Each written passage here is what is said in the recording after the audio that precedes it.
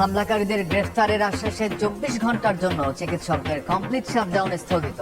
ঢাকা মেডিকেলের জরুরি বিভাগে নিরাপত্তা নিশ্চিত না করলে কর্মসূচি চালিয়ে যাওয়ার ঘোষণা আন্দোলনকারীদের। দিনভর রোগীদের ভোগান্তি। যেসব মেডিকেল কলেজগুলোতে এই পরিমাণ জনশক্তি আমাদেরকে সিকিউরিটি দিতে পারবে, এই সত্যি আমরা ইমার্জেন্সি সেবা চালু করব।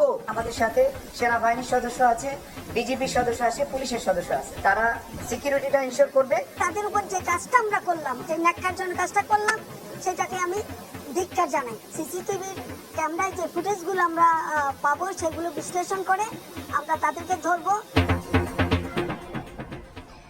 দেখছিলেন প্রধান শিরোনাম। সন্ধ্যার সময় সঙ্গে আছি আমি কামরুজ্জামান মামুন।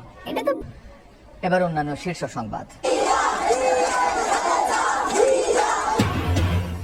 বিএনপির প্রতিষ্ঠাবার্ষিকীতে জিয়াউর রহমানের সমাধিতে শ্রদ্ধা। বৈষম্যহীন সমাজ গড়তে নেতাকর্মীদের কাজ করার নির্দেশ তারেক রহমানের। লন্ডন থেকে ভিডিও বার্তা।